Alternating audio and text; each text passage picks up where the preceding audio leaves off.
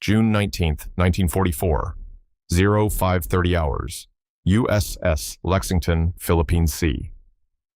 The radar operator's voice cuts through the pre-dawn stillness of the Combat Information Center with urgent precision. Multiple bogies bearing 265 degrees, range 150 miles, altitude angels 20. Count, Jesus Christ, sir, I'm reading over 100 contacts. They're everywhere. Lieutenant Commander Robert Bob Winston leans over the radar scope, watching the phosphorescent blips multiply across the screen like a plague of green locusts. He's been staring at radar displays since 1942, has learned to read them the way some men read books, and what he's seeing now makes his blood run cold. Not with fear, but with the predatory anticipation of a hunter who's just spotted his prey walking into a trap. "Sound general quarters," Winston orders, his voice calm despite what the radar is showing. "Launch the cap. All squadrons. This is it. The Japanese carrier strike we've been waiting for." Above his head, the general quarters klaxon begins its insistent wail. Throughout USS Lexington, one of 15 American aircraft carriers deployed in Task Force 58, 5,000 men explode into coordinated action. Pilots sprint to ready rooms. Plane crews rush to arm and fuel aircraft. Gun crews man their stations. The massive carrier, displacing 27,000 tons and carrying 90 aircraft, transforms from sleeping giant to coiled weapon in less than 3 minutes. On the flag bridge, Vice Admiral Mark Mitcher, commander of Task Force 58, arguably the most powerful naval formation ever assembled, receives the contact report without visible emotion. Mitcher is 57 years old, looks older, with a weathered face that's seen more combat than most men experience in 3 lifetimes. He commanded the carrier Hornet during the Doolittle raid, fought at Midway, learned the brutal lessons of carrier warfare when most American admirals were still thinking in terms of battleship duels. "Range to the Japanese fleet?" Mitcher asks. "Admiral Ozawa's carriers are approximately 300 miles west, sir. Outside our strike range, but well within theirs. The Japanese can launch against us, but we can't effectively counterattack their carriers." It's the fundamental asymmetry of this battle. Japanese aircraft, particularly the A6M0 fighter and the D4Y dive bomber, have longer range than their American counterparts, a design philosophy prioritizing reach over armor and firepower. Admiral Jisaburo Ozawa, commanding the Japanese mobile fleet, has positioned his carriers at maximum range, planning to strike American carriers while remaining safely beyond retaliation. It's a sound plan. 2 years ago, it might have worked, but this is June 1944, and everything has changed. "Let them come," Mitcher says quietly. "We'll kill them in the air before they get within 50 miles of this task force. Send to all carriers. Launch all available fighters. Combat air patrol at Angels 20 and Angels 30. Vector them to intercept the incoming strike. And tell the gun crews to stand ready. Anything that gets through our fighters will meet a wall of flak they can't imagine." The orders ripple through Task Force 58, 15 carriers, 7 battleships, 21 cruisers, 69 destroyers. The largest concentration of naval power in history, arrayed across 40 miles of the Philippine Sea, bristling with more than 900 aircraft and 15,000 anti-aircraft guns. The Japanese are sending approximately 370 aircraft to attack this armada. They might as well be attacking a hurricane. June 19th, 1944, 0558 hours, Air Group 16, launching from USS Lexington. Lieutenant Alexander Vrashew runs across Lexington's flight deck, his flight suit already soaked with sweat in the tropical morning heat. Around him, F6F Hellcat fighters are launching at 30-second intervals, each 12,000-pound aircraft catapulted from the deck in a surge of steam and violence, clawing for altitude with 2,000 horsepower engines roaring. Vrashew's Hellcat, Bureau number 58818, marked with 6 small Japanese flags representing his confirmed kills, waits at the catapult, its engine already running, propeller churning the humid air. He climbs into the cockpit with practiced efficiency, straps himself in, runs through the pre-launch checklist by memory. "You're cleared for launch, Mr. Vrashew," the launch officer signals. "Vector 265, Angels 20. Bogies inbound, estimated 120 plus. Good hunting." 120 aircraft. Vrachu has fought against Japanese raids before, at the Battle of the Philippine Sea's preliminaries, during the strikes on Truk, in a dozen smaller engagements. But he's never seen a raid this size. The Japanese are throwing everything they have at Task Force 58, gambling their entire reconstituted carrier air force on one massive strike. It's desperation tactics, and desperation makes men dangerous. The catapult officer signals. Vrachu pushes the throttle to full power, feels the Hellcat straining against the holdback, the entire aircraft vibrating with barely restrained energy. The catapult officer drops his flag. The catapult fires. Vrachu is slammed back into his seat as the Hellcat accelerates from 0 to 90 miles per hour in 2 seconds. The world blurs. The flight deck disappears beneath him. The ocean rushes up, dangerously close, before the Hellcat's wings bite air and the fighter begins climbing. He's airborne, one of more than 450 American fighters being launched in a carefully coordinated ballet of destruction. Around him, Hellcats form up in divisions, 4 aircraft each, stacked at different altitudes, positioned to intercept the incoming Japanese strike from multiple angles. Lexington strike leader to all fighters, the radio crackles. Bogies bearing 260, range 90 miles, Angels 20. Multiple formations, estimate 60-plus fighters, 60-plus dive bombers, 30-plus torpedo bombers. They're coming in 3 waves. We'll hit them before they get within sight of the task force. 90 miles. At the combined closure rate of 2 aircraft formations flying toward each other, that's about 9 minutes until contact. 9 minutes to position, to prepare, to ready themselves for the largest air-to-air battle in naval history. Vrachu checks his weapons.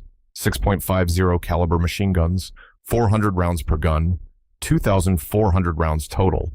Each gun fires 800 rounds per minute when the trigger is held down, which means he has approximately 3 minutes of total firing time.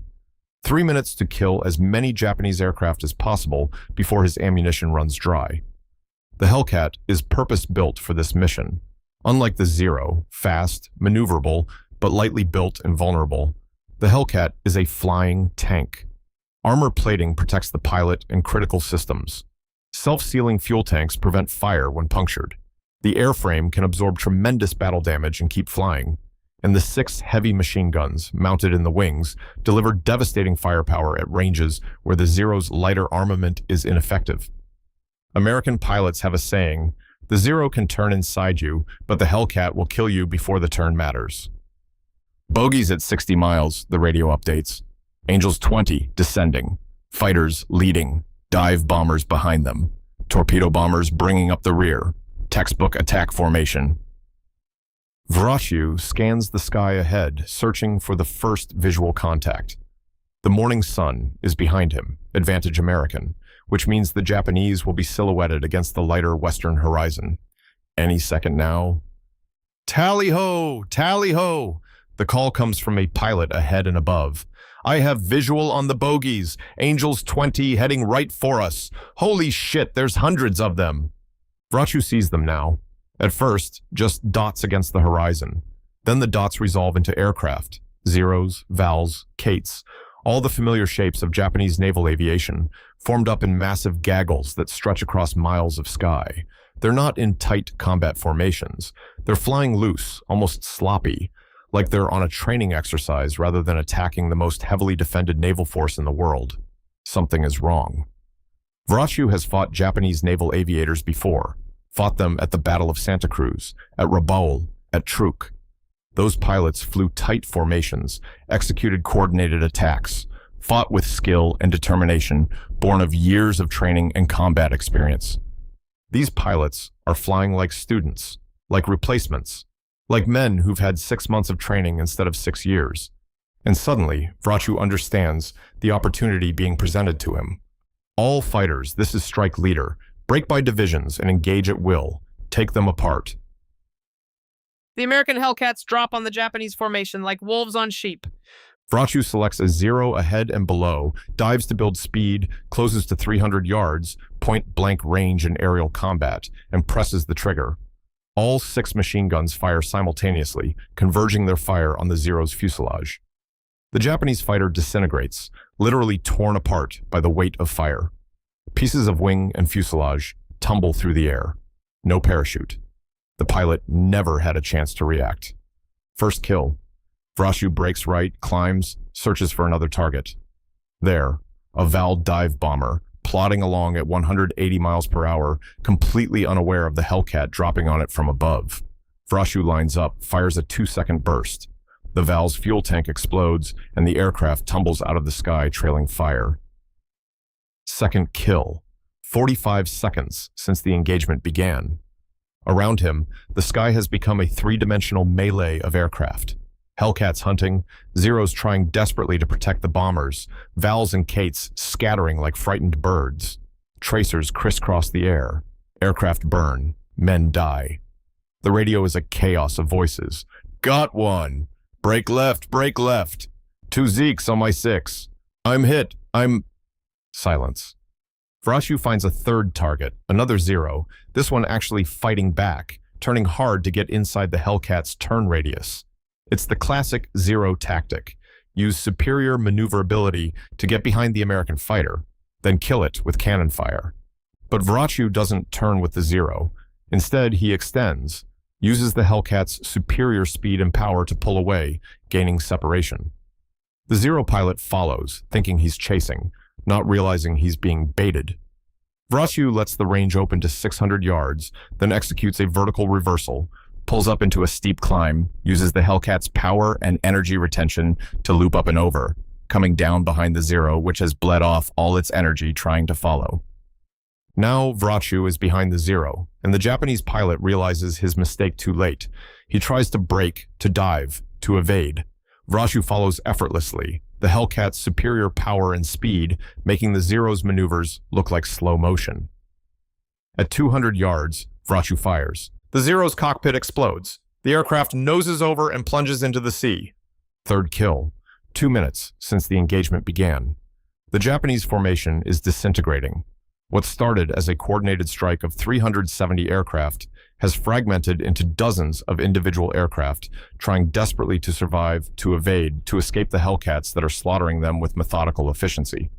Some Japanese pilots try to continue toward Task Force 58, pressing their attacks with suicidal determination. They fly through waves of American fighters, losing aircraft at every moment, their formations growing smaller and more ragged. The dive bombers fare worst, slow, unmaneuverable, carrying heavy bombs that make them sluggish. The Hellcats massacre them. The torpedo bombers have slightly better luck by flying low, using the ocean surface to limit attack angles. But American fighters adapted to this tactic months ago. They dive on the torpedo bombers from above and behind, attacks the slow-moving Kates can't evade. Aircraft crash into the ocean, their torpedoes still attached. Crews die without ever seeing an American ship. Vrashu finds his fourth kill, a Val that's somehow survived this long, still gamely heading toward the task force. The dive bomber pilot sees the Hellcat coming, tries to jink, tries to evade. It doesn't matter.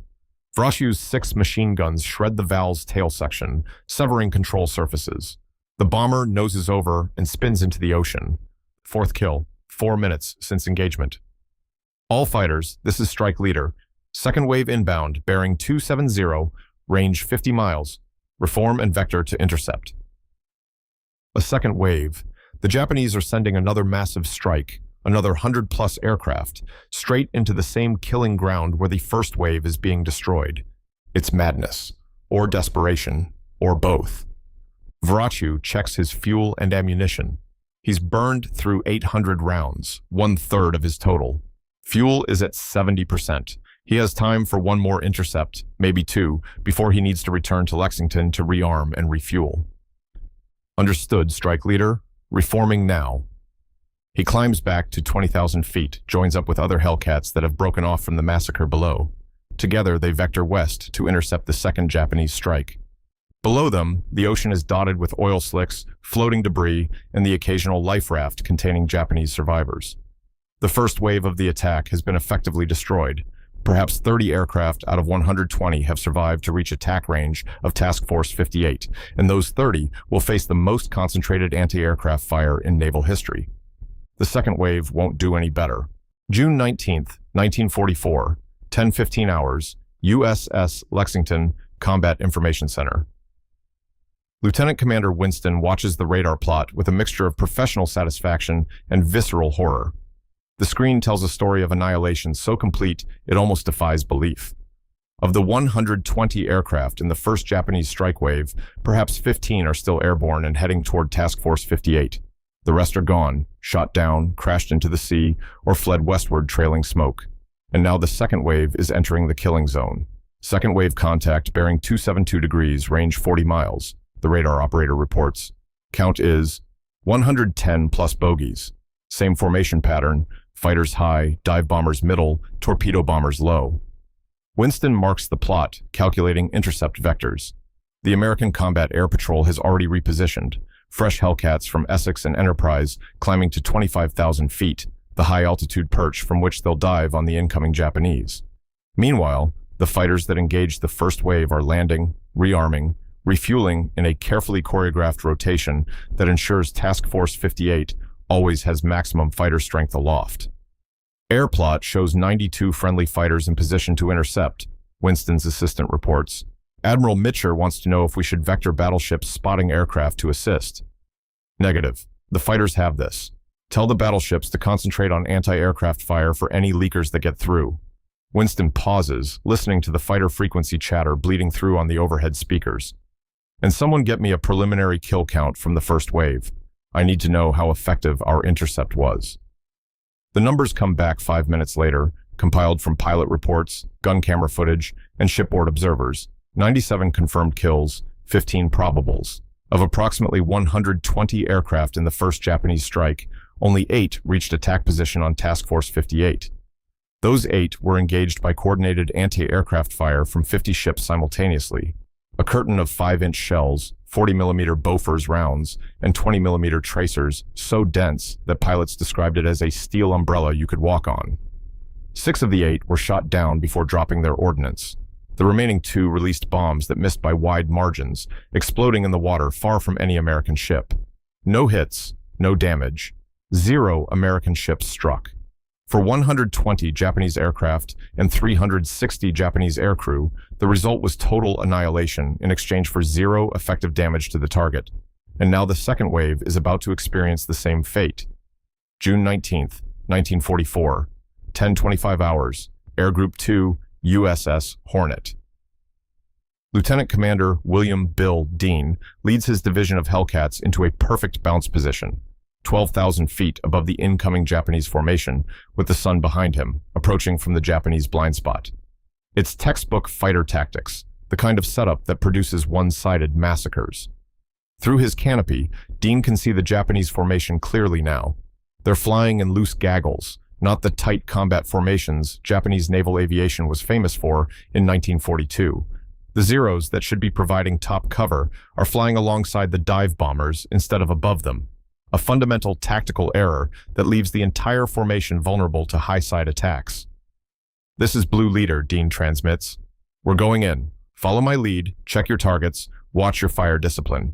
Let's make this clean." He rolls inverted, pulls the stick back, and dives. The Hellcat accelerates rapidly, the airspeed indicator climbing past 350 miles per hour.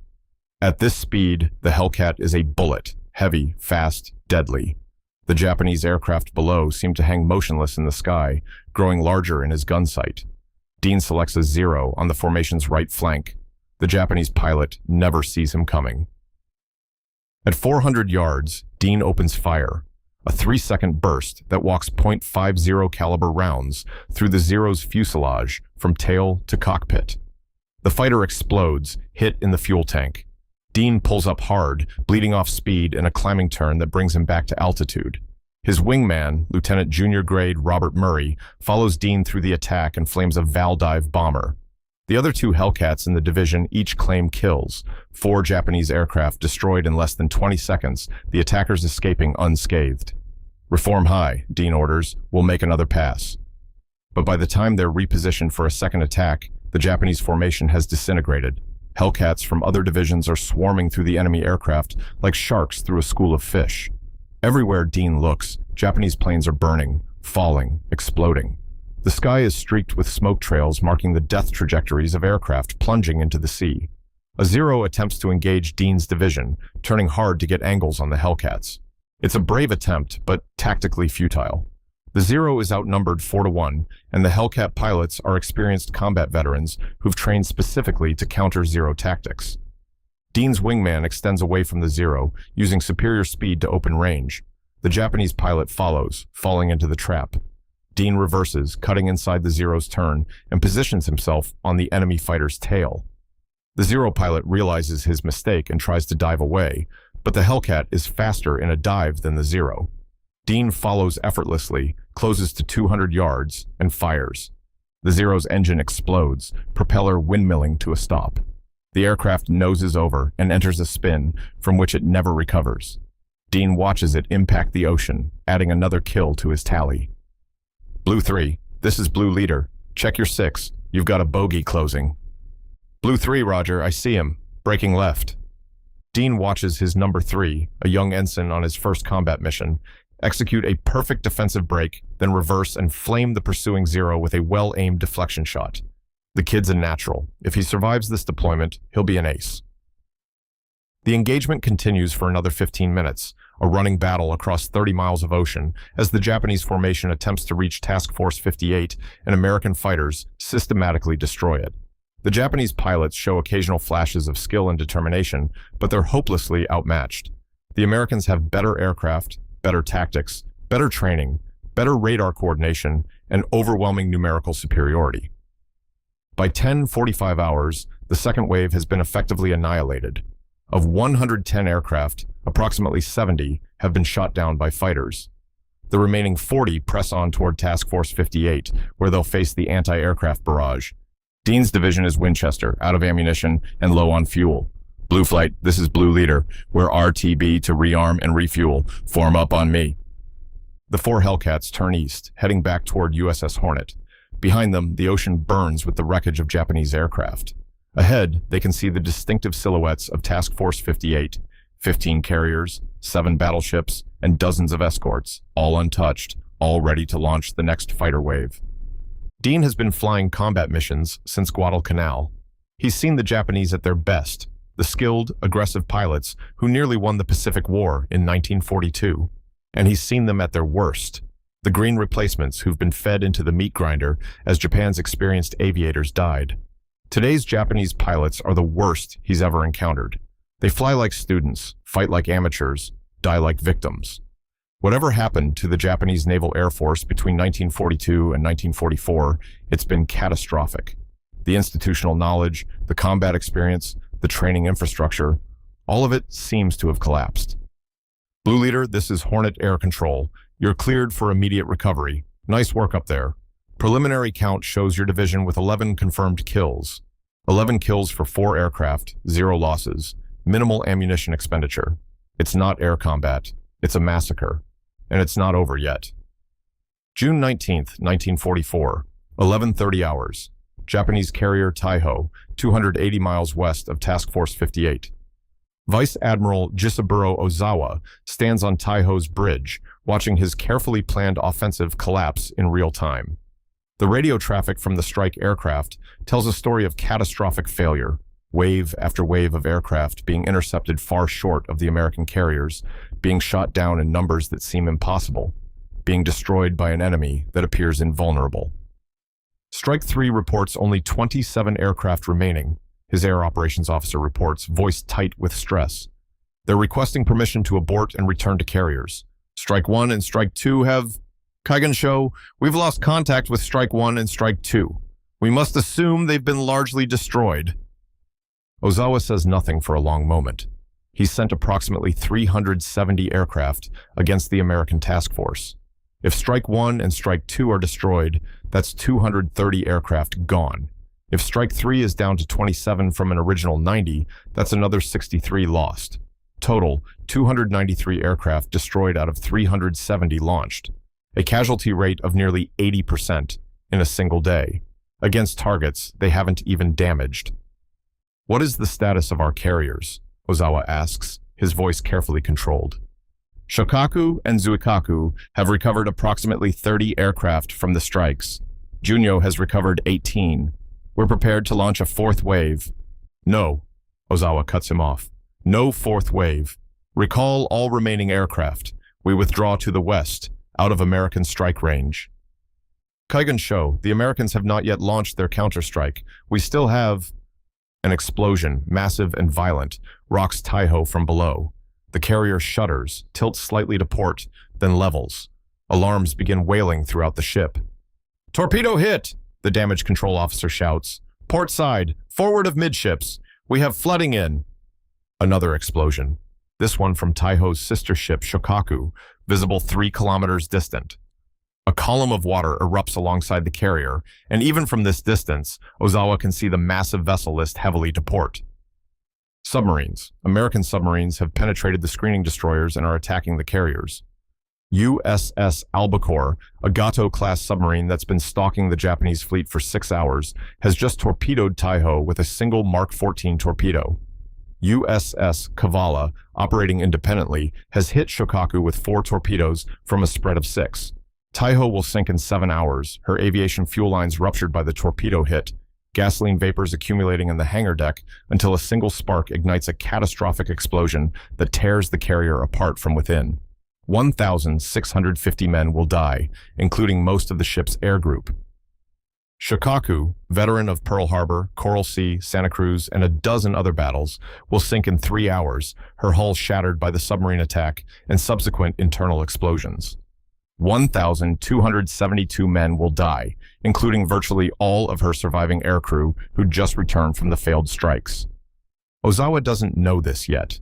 He's focused on the immediate crisis, recovering aircraft, managing damage control, attempting to salvage something from the disaster his offensive has become. Order all carriers to recover aircraft as quickly as possible, Ozawa commands. Then we withdraw at maximum speed. The Americans have won today. We must preserve what remains of the fleet. What remains? Of 9 carriers that entered the Philippine Sea, 3 will be sunk by day's end.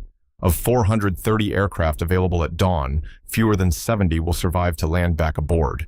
Of the highly trained carrier pilots Japan had spent years developing, 300 will be dead or missing by sunset.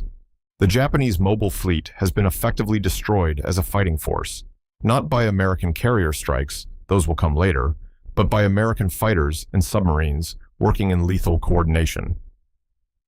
June 19, 1944, 13:15 hours, USS Lexington flight deck. Alexander Vrashu brings his Hellcat in for landing, the number 2 wire catching his tailhook and jerking the fighter to a halt in less than 3 seconds. He's been airborne for 3 hours and 45 minutes, participated in 2 separate intercepts, and his aircraft bears evidence of the day's work. Empty ammunition boxes, scorched gun barrels, a few small caliber bullet holes in the non-critical tail section. Plane handlers swarm the Hellcat as soon as it's clear of the arresting gear, pushing it forward to the parking area to make room for the next aircraft in the landing pattern. Vrashu climbs out, legs stiff from hours cramped in the cockpit, and is immediately met by the ship's intelligence officer. Mr. Vrashu, we need your debrief. What's your kill count for today? Vrashu has to think about it. The day has been a blur of combat. Targets appearing, trigger pressed, targets destroyed, on to the next.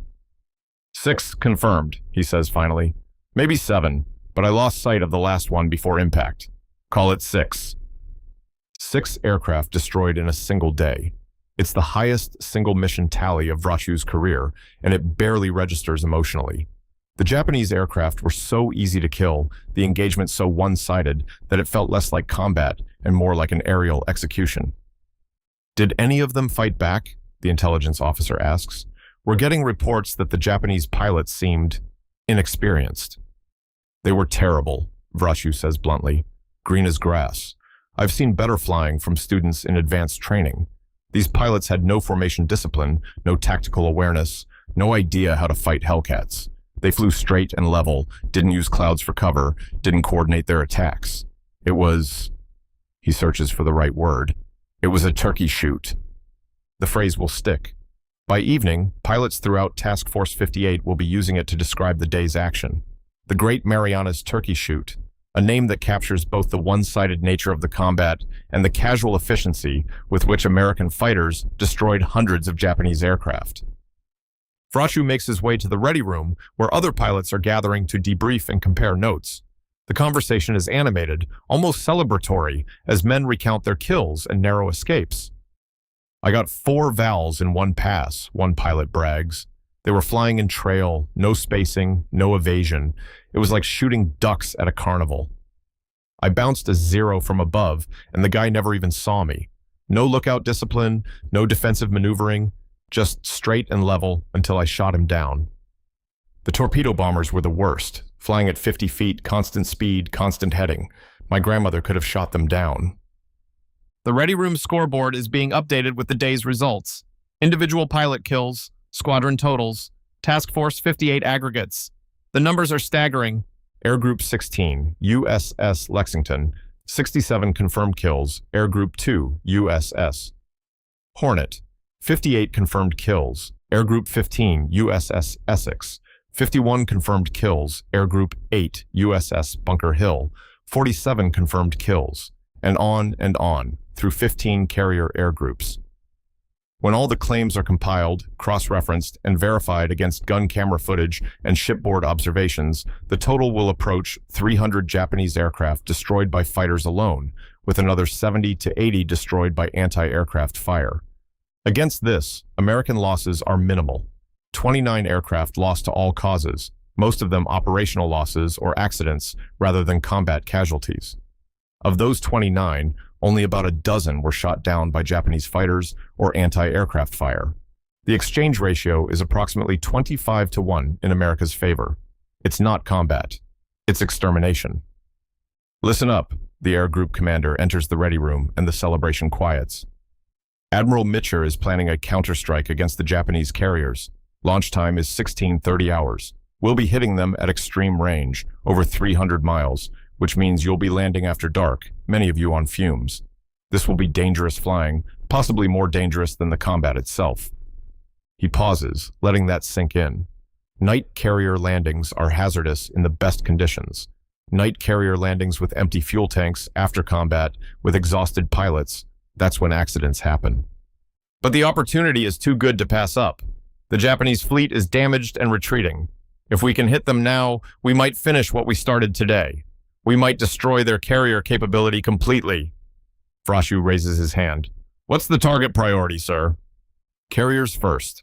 Always carriers. Sink their flat tops, and everything else is just mopping up. The CAG smiles grimly. And, gentlemen, based on what we've seen today, I don't think the Japanese are going to put up much of a fight. June 19th, 1944, 1840 hours, 250 miles west of Task Force 58. Commander Robert Isley leads 216 aircraft, fighters, dive bombers, and torpedo bombers from 11 carriers, through the gathering twilight toward the last reported position of the Japanese mobile fleet. It's the largest carrier strike ever launched at this range, at this hour, under these conditions. If they find the target, they'll inflict devastating damage. If they don't, or if they can't find their way back to Task Force 58 in darkness, losses will be catastrophic regardless of combat results. Isley checks his fuel gauge, 180 gallons remaining. At current cruise consumption, that gives him perhaps 90 minutes of flight time. He's already been airborne for an hour and a half. The mathematics are unforgiving. Even if they find the Japanese fleet immediately, even if the attack takes only 30 minutes, many aircraft won't have enough fuel to return to the task force. Men will die tonight. The only question is how many. Strike leader, this is Dagwood 27. The call comes from a Hellcat flying top cover, 5,000 feet above the main formation. I have visual contact on surface vessels bearing 295, range approximately 40 miles. Multiple large ships, looks like carriers and escorts. Finally, after 2 hours of searching, they've found the Japanese fleet. Isley keys his radio. All aircraft, this is strike leader, target in sight. Fighters, clear the air of any Japanese cap. Dive bombers, you're taking the carriers. Torpedo bombers, same target. Put those flat tops on the bottom. Execute on my mark. Mark! The American formation dissolves into coordinated chaos as 216 aircraft peel off toward their assigned targets. Hellcat fighters dive first, engaging the 30-odd Japanese fighters attempting to protect the fleet. It's a mismatch. Tired Japanese pilots in inferior aircraft facing fresh American fighters with altitude and speed advantage. The air battle lasts 6 minutes. 23 Japanese fighters are destroyed. The remaining 7 flee westward. American losses, 2 Hellcats damaged, 0 destroyed. With the air cleared, the bombers go to work. June 19th, 1944, 1855 hours. Japanese carrier Zukaku. Captain Kaname Konishi watches the American dive bombers form up overhead and knows his ship is about to die. Zuikaku, veteran of Pearl Harbor, survivor of the Coral Sea, Santa Cruz, and a dozen smaller battles, has survived 3 years of war through skill, luck, and the courage of her crew. But her luck has run out. The first wave of SB-2C Helldiver dive bombers tips over into their attack runs, plunging towards Zuikaku at 70-degree angles, reaching speeds of 300 miles per hour. The carrier's anti-aircraft guns open fire, 25mm machine guns, 5-inch cannon, everything that can elevate, creating a curtain of fire that destroys 3 attackers before they can release their bombs. But the other 24 get through. Bombs rain down on Zuikaku. A 1,000-pound bomb strikes the flight deck amidships, punches through the wooden planking, and detonates in the hangar bay where armed and fueled aircraft are staged. The explosion is catastrophic. Aviation gasoline ignites, ammunition cooks off, torpedoes detonate sympathetically. The hangar deck becomes an inferno that spreads with terrifying speed. A second bomb hits near the bridge, killing most of the senior officers and destroying the ship's fire control systems. A third penetrates the forward elevator and explodes in the lower hangar, starting fires among the spare parts and fuel stores. Zuikaku begins to die. Captain Konishi, badly wounded by the bridge hit, tries to organize damage control. But the fires are spreading faster than his crews can fight them. The ship's water pressure is failing. Bulkheads are buckling from heat stress. Men are burning alive in compartments that have become blast furnaces. "Abandon ship," Konishi orders, his voice barely audible over the roar of flames. "All hands, abandon ship." 1,600 men go over the side, jumping into oil-slicked water as their carrier burns behind them. Many will be picked up by destroyers. Many will not. Konishi stays aboard, as naval tradition demands, and goes down with his ship when Zuikaku capsizes and sinks at 2014 hours. The last of the Pearl Harbor carriers is gone. June 19th, 1944, 1910 hours. Above the Japanese fleet, Lieutenant Junior Grade George Platts, flying an Avenger torpedo bomber from USS Hornet, makes his attack run on the carrier Hio, one of 3 remaining Japanese flat tops still afloat. His Avenger is old, battle-worn, patched so many times that the maintenance crews joke it's held together with prayers and baling wire. But the Mark 13 torpedo slung beneath the fuselage is state-of-the-art, electric propulsion, gyroscopic guidance, contact exploder that actually works. Platts brings the Avenger down to 50 feet above the water, levels off, accelerates to attack speed. Hio is turning hard to port, trying to present minimum target profile, her anti-aircraft guns firing frantically. Tracers cross the sky like deadly spiderwebs. An Avenger to Platts' right takes a direct hit from a 5-inch shell and explodes in midair. Another is holed by 25mm fire and cartwheels into the ocean. Platts ignores the carnage, focuses on his target, flies straight through the flak. At 800 yards range, he releases the torpedo. The Mark 13 drops from the Avenger's belly, strikes the water cleanly, and runs straight and true toward Hio. Platts pulls up hard, jinking to avoid anti-aircraft fire, climbing away from the target. Behind him, the torpedo strikes Hio on the port side, just forward of midships. The explosion tears a 40-foot hole in the carrier's hull below the waterline. Hio shudders, lists the port, begins taking on water at a catastrophic rate. A second torpedo from another Avenger strikes 30 seconds later, widening the damage. Hio's engineering spaces flood. The ship loses power, goes dead in the water, begins listing heavily. The carrier will sink in 2 hours, taking 250 men with her. June 19th, 1944, 1945 hours. Return flight to Task Force 58. Alexander Vrasiu is lost, and he knows it. His Hellcat's fuel gauge reads 30 gallons, maybe 15 minutes of flight time remaining. The sun has set, plunging the Philippine Sea into darkness, broken only by stars and a quarter moon that provides barely enough light to distinguish ocean from sky. His radio compass is malfunctioning, giving erratic bearings that might point toward Task Force 58 or might point toward empty ocean. He's not alone in this predicament. All around him, invisible in the darkness, are dozens of other American aircraft in the same situation, low on fuel, uncertain of position, flying on hope and dead reckoning toward carriers that might be anywhere within a 100-mile radius. Any station. This is Navy 46 Baker, Vrashu transmits. Request homing beacon. I am low state fuel, uncertain of position. Static. Then, 46 Baker, this is Lexington Air Control. We're lighting up for recovery. Turn your IFF to emergency. We'll vector you in. The identification friend or foe transponder, switched to emergency mode, will create a distinctive return on Lexington's radar. If Vrashu is within radar range. If the set is working properly. If he has enough fuel to reach the carrier once vectored. Lexington 46 Baker. Roger. IFF to emergency. Say my range and bearing. A pause that feels eternal. Vrashu watches his fuel gauge drop to 25 gallons. 20 gallons. 15. The Hellcat's engine is running smoothly now, but he knows what happens when the tanks run dry. The engine coughs, sputters, and dies. Then it's a controlled water landing in darkness, hoping the rescue destroyers can find you before hypothermia or sharks do. 46 Baker, Lexington has you on radar. Range 42 miles bearing 085. Steer course 100. Descend to Angels 5. You are cleared for immediate recovery, 42 miles. At the Hellcat's most economical cruise speed, that's approximately 12 minutes. Vrashu has perhaps 10 minutes of fuel remaining. Lexington 46 Baker, Roger, turning to 100, descending to 5,000. He tries to keep his voice calm, professional. Be advised, I am critical fuel state. Request deck spotted for immediate landing. 46 Baker, understood. You're number 7 in the pattern. We're landing them as fast as we can. Number 7. 7 aircraft ahead of him, each one needing approximately 90 seconds from entering the pattern to catching a wire. That's 10.5 minutes. Vrashu has 10 minutes of fuel. It's going to be very close. He flies through the darkness, eyes constantly scanning the fuel gauge, the compass, the altimeter.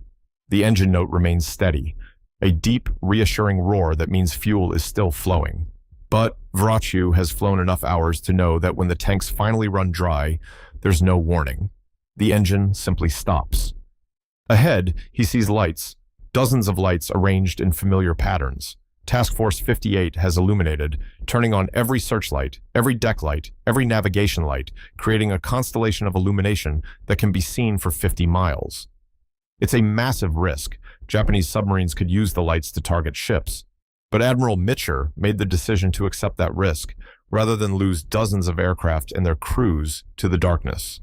Vrashu has never been so grateful to see lights in his life. 46 Baker, you are 3 miles from the ship. Call the ball. 46 Baker has the ball. Vrashu can see Lexington now, her flight deck outlined in lights, the landing signal officer's paddles glowing. The carrier looks impossibly small from this altitude and distance, a postage stamp floating on an infinite black ocean. He extends his landing gear, lowers his tailhook, runs through the landing checklist by memory. The fuel gauge reads 5 gallons, maybe 2 minutes remaining. 46 Baker, you're high and right, correct and come aboard. Vrashu adjusts, dropping the nose slightly, banking left to center on the landing path. The Hellcat descends toward the carrier deck, the altimeter unwinding, the deck lights growing larger and more distinct. 300 feet, 200, 100. The Hellcat crosses the carrier's stern at exactly the right altitude and speed. The tailhook catches the number 3 wire. The aircraft decelerates violently, throwing Vrashu forward against his harness. The Hellcat rolls to a stop.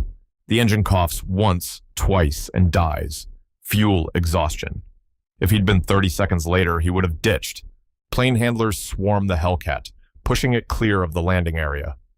Vrashu sits in the cockpit for a moment, hands shaking with adrenaline crash, before climbing out onto the deck.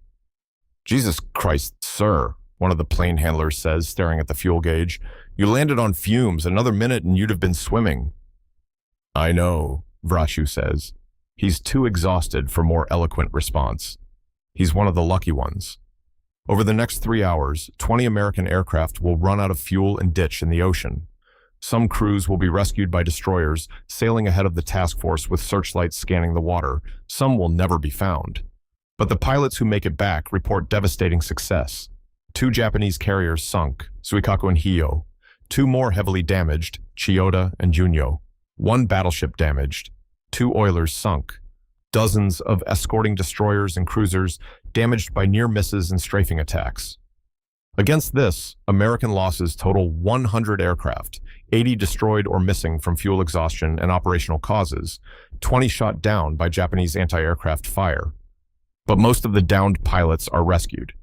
Final aircrew casualties, 16 killed, 33 missing. The exchange ratio is devastating. Japan loses 3 carriers, 370 aircraft, and approximately 3,000 experienced aircrew. America loses 100 aircraft, 16 pilots, and 0 ships. June 20th, 1944, 800 hours, USS Lexington, Flag Bridge. Admiral Mitcher reviews the battle damage assessments with grim satisfaction. The Battle of the Philippine Sea is over, and Japan's carrier aviation has been effectively destroyed. Not just damaged, destroyed. The mobile fleet limps westward with 2 marginally operational carriers, perhaps 50 aircraft, and demoralized crews who've just watched their comrades be slaughtered. What's the assessment of Japanese naval aviation capabilities? Mitcher asks his intelligence officer. Negligible, sir. Based on intercepts and observed losses, we estimate Japan had approximately 430 carrier-qualified pilots at the start of this battle. They've lost at least 300, possibly more. The survivors are mostly inexperienced replacements. The veterans are dead. Their training pipeline can't replace losses at this rate. And their carriers? Of 9 carriers that entered the battle, 3 are confirmed sunk: Taiho, Shokaku, and Hio. 2 more are heavily damaged and probably non-operational. The remaining 4 are intact but have minimal aircraft. Japan still has carriers, but they don't have the pilots or aircraft to operate them effectively. Mitcher nods slowly. He's been fighting Japan since Pearl Harbor, has watched the Imperial Japanese Navy evolve from the seemingly invincible force of 1942 to the hollow shell of 1944. This battle represents the final collapse, the moment when Japan's carrier aviation ceased to be a strategic threat. What enabled this outcome, Mitcher asks. I want a frank assessment. What did we do right, and what did Japan do wrong? The intelligence officer consults his notes. Multiple factors, sir. First, our technology, the F6F Hellcat, is significantly superior to the Zero in every category except maneuverability, which proved irrelevant in actual combat. Second, our radar. We detected Japanese strikes at ranges where they couldn't detect us, allowing us to position fighters for perfect intercepts. Third, our training. Our pilots averaged 300 hours of flight time before combat deployment. Japanese pilots are getting maybe 100 hours, sometimes less. And Japan's mistakes? They tried to fight 1944's war with 1942's tactics and 1940's training standards. They lost their experienced aviators at Midway, in the Solomons, at Rabaul, and never rebuilt their training infrastructure. They're sending poorly trained pilots in obsolete aircraft against our best pilots in our best aircraft. It's not combat, it's execution. Mitcher walks to the bridge wing, looking out over Task Force 58. 15 carriers, hundreds of aircraft, thousands of men. The most powerful naval force ever assembled, and now essentially unopposed in the Pacific. Japan's navy still exists. Battleships, cruisers, destroyers. But without carrier air cover, those ships are vulnerable to American air power. The war will continue for another 14 months. But Japan's ability to contest American naval dominance effectively died on June 19, 1944, in the skies over the Philippine Sea. September 1944, Imperial Japanese Navy Headquarters, Tokyo. The staff meeting is tense, silent, except for the shuffling of papers and the occasional cough. The assembled admirals and captains are reviewing operational assessments from the Philippine Sea battle, and the conclusions are uniformly catastrophic. We committed 430 carrier aircraft to the operation, the Air Operations Chief reports. 73 returned. Of approximately 450 trained carrier pilots, we have 112 operational. The others are dead, missing, or so severely injured they cannot fly. Replacement pilots? Someone asks. We're training them at accelerated rates, but quality is problematic. Where we previously required 700 hours of training before combat deployment, we're now sending pilots with 200 hours, sometimes less. They have basic flying skills, but minimal combat training, no tactical education, insufficient gunnery practice. And our carrier fleet? We have 6 carriers operational or repairable, Unryu, Amagi, Katsuragi, Junyo, Ryuho, and Chitos. But we lack sufficient aircraft and trained pilots to operate them effectively. The Americans have 15 fleet carriers, 9 light carriers, and over 1,000 aircraft with experienced crews. We cannot contest them at sea. The silence that follows is damning. Everyone in the room understands what this means. Japan has lost control of the Pacific, not just temporarily, not just in one region, but comprehensively and irreversibly. Without carrier aviation, Japan cannot protect its merchant shipping, cannot support its island garrisons, cannot prevent American advances toward the home islands. What are our options? The senior admiral asks. Land-based aviation, someone suggests. We still have substantial air power on Formosa, the Philippines, the home islands. We can use land-based bombers and fighters to contest American advances. Kamikaze operations, another voice adds quietly. The word hangs in the air like a curse. If we cannot match American technology and training with conventional tactics, we use unconventional tactics. We turn our pilots into guided missiles. One plane, one bomb, one ship. It's mathematically efficient. It's also an admission of total defeat, a recognition that Japan can no longer compete using normal military methods and must resort to suicide tactics to inflict any damage at all. But no one contradicts the suggestion, because everyone in the room knows it's true. The Battle of the Philippine Sea, the Great Marianas Turkey Shoot, broke the back of Japanese naval aviation. What follows will be desperation, suicide attacks, and the slow collapse of an empire that bet everything on carrier warfare and lost when America built better carriers, better aircraft, and better pilots. June 19, 1994, 50th Anniversary, National Naval Aviation Museum. Alexander Vorotyu, now 75 years old, stands before a restored F6F Hellcat and speaks to a crowd of veterans, historians, and students about the Battle of the Philippine Sea. People ask me what it felt like to shoot down 6 aircraft in one day, Vorotyu says. They expect me to say it was thrilling, or satisfying, or glorious. But the truth is simpler and sadder than that. It felt like murder. He pauses, letting the words sink in. Those Japanese pilots were brave men. They flew into combat knowing they were outmatched, outgunned, and likely to die. They pressed attacks against impossible odds because their country asked them to. They deserve respect for that courage. But courage isn't enough in modern warfare. Technology matters, training matters, industrial capacity matters. America had all three. Japan had courage and not much else. So when we met in the skies over the Philippine Sea, the outcome was predetermined. We killed 300 Japanese aviators in a single day, not because we were better men, but because we had better tools, better training, and better support. The lesson isn't that Americans are superior warriors. The lesson is that modern war is won by nations that can outproduce, out-train, and out-innovate their enemies. Japan learned that lesson the hard way. I hope we never forget it. The crowd applauds, but Vorotyu isn't finished. One more thing. When you read about the turkey shoot, when you hear about the incredible kill ratios and the one-sided combat, remember that each of those statistics represents a human being who died far from home, fighting for a cause they believed in. The fact that they were on the wrong side, fighting for an empire that committed terrible atrocities, doesn't make their individual deaths less tragic. War is not glorious. Victory is not clean. The Battle of the Philippine Sea was militarily necessary and strategically brilliant.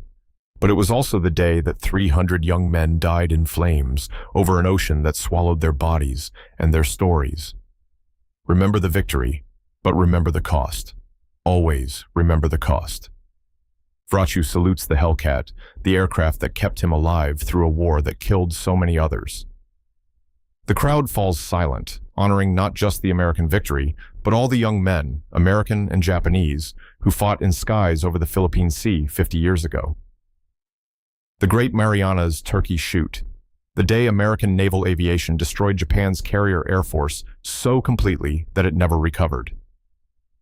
The day 300 Japanese pilots died, proving that courage alone cannot overcome technological and training superiority. The day the Pacific War's outcome became inevitable.